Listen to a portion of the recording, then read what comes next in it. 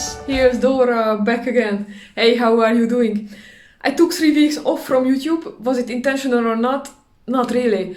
I was on holiday for 2 weeks. Just before I left, I posted my last video about the June running shoes, and I was thinking during the holiday, if I feel like going and coming and really presenting something for you, then I will be here. If not, then not, and that's fine as well.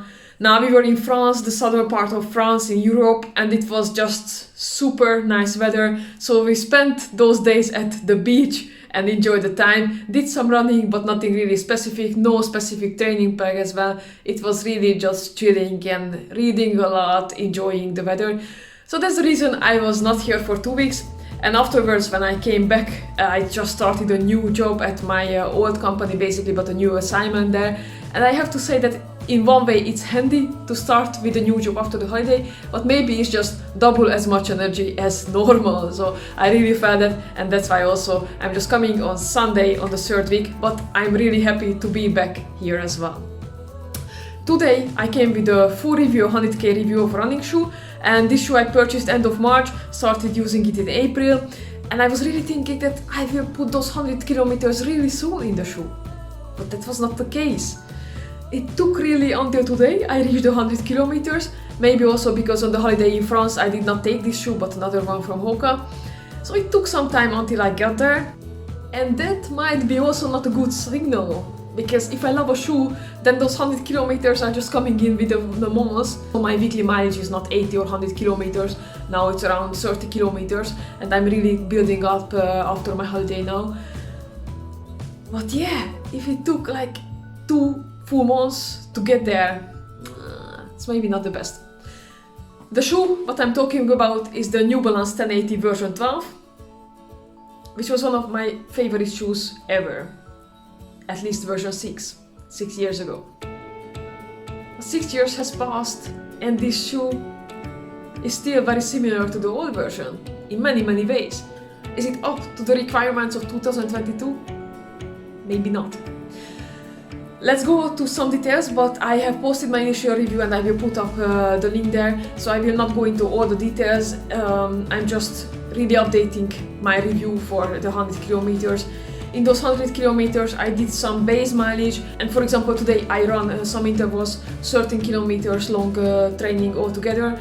So it was mostly base miles, mostly zone 2 miles, but there was also some interval work where I started this shoe as well.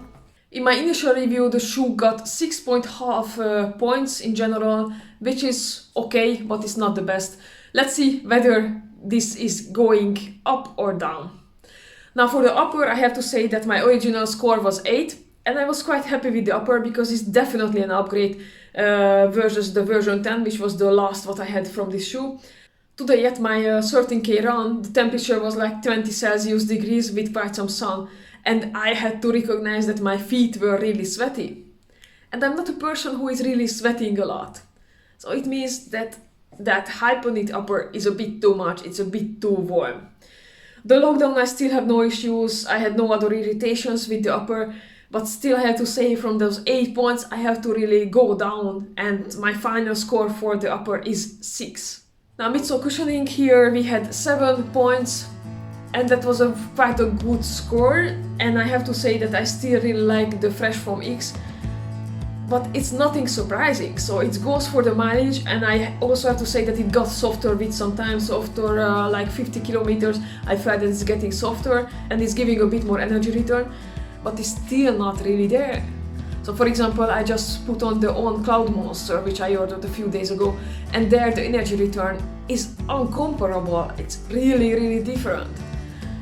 If I want to be honest, this is great for your long runs, this is good for your medium runs, it's okay, it's going for the distance, but you should not expect much energy return. That's why I say that maybe this midsole cushioning is not really up to 2022. There are better on the market. This means also my final score for the midsole and the cushioning is 6 points. Third category is the outsole, and I have to say with the outsole I'm quite okay.